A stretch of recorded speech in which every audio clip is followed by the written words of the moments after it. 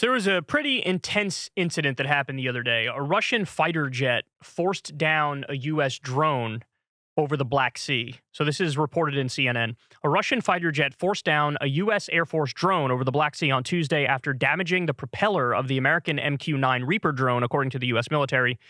The Reaper drone and two Russian Su-27 aircraft were flying over international waters over the Black Sea on Tuesday when one of the Russian jets intentionally flew in front of and dumped fuel on the unmanned drone several times. A statement from U.S. European Command said the aircraft then hit the propeller of the drone, prompting U.S. forces to bring down the MQ-9 drone down in international waters. Pentagon spokesman Brigadier General Patrick Ryder added Tuesday that the Russian aircraft flew in the vicinity of the drone for 30 to 40 minutes before colliding just after 7 a.m. Central European time. So, in step Senator Lindsey Graham, who gives you his thoughts on how the U.S. should handle this. They shot down our drone. What should our answer be? Well, we should hold them accountable and say that if you ever get near another U.S. set flying in international waters, your airplane would be shot down. What would Ronald Reagan do right now? He would start shooting Russian planes down if they were threatening our assets. Ronald Reagan wouldn't know where he was. He would call his wife Greg or something. That's what he would do. That's everybody knows Reagan at the end of his time in office, was struggling and wasn't cognitively there. But what would Reagan do? He says, shoot down the Russian jet. What are we talking about here? The way that he casually, nonchalantly, flippantly, just blasé calls for World War III is astonishing to me. It's astonishing to me. Dude, that is World War III. They see instances like this, and their main thought isn't, hey, man, maybe we should, not be anywhere near there at all. Their main thought is, we're going to shoot you down next time.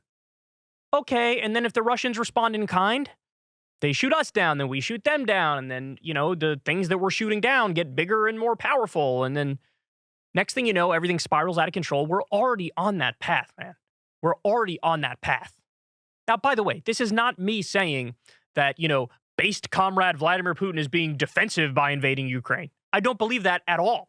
He clearly was on the offense. He clearly was the aggressor. He even said in his speech, announcing the, special invasion or whatever he called it, special mission, whatever the terminology was that he used, that yeah, we think Ukraine is a fake state and we kind of want to go back to the glory of the Russian Empire. So he said it, right? He's being the aggressor in Ukraine.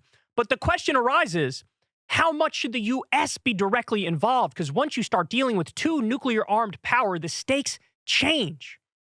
I'm in favor of Ukraine defending itself. They have a right to self-defense. So I'm on their side on that front, man. But the other thing I'm in favor of is making sure we don't spiral out of control and get the U.S. and Russia into World War III, and also talking. I know, crazy, wild idea. Let's have a conversation. Let's use negotiation and diplomacy to try to de-escalate. Could you imagine in the era of nuclear weapons thinking that's a crazy position? Thinking that talking is a crazy position?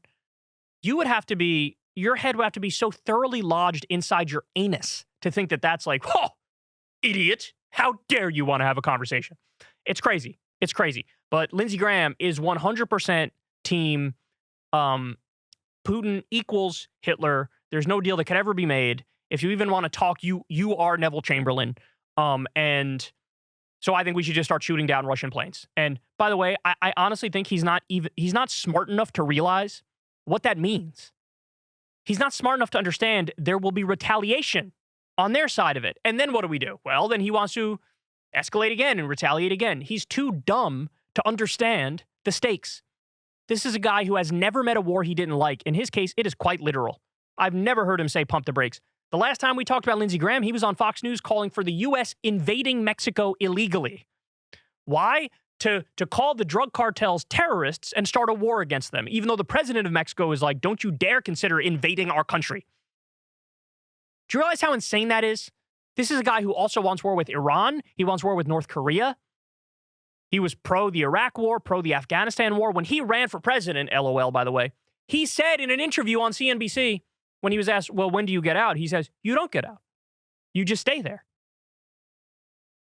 Excuse you? So start wars and then plant the flag as this is an endless war. Look, he's a neocon war hawk stooge, and he's paid by the military-industrial complex. So the more he pushes for war, the more the U.S. does war, the more his buddies over at Lockheed Martin and Boeing and Raytheon get paid, and the more he gets those campaign contributions. It is deeply, deeply nefarious. And again, the ease with which these morons are out there like, World War III, sounds good. And he's not going to have to go and fight. It's going to be young, brave American men and women that are going to have to go fight and die, by the way. Old men talk and young men die. That's war. And this is a great example of it right here. Lindsey Graham is a colossal joke, and that's clear. Hey, y'all, do me a favor and like and subscribe. It helps out big time in the algorithm. Click the bell as well for notifications when videos drop, and watch that video on screen right now. You know you want to.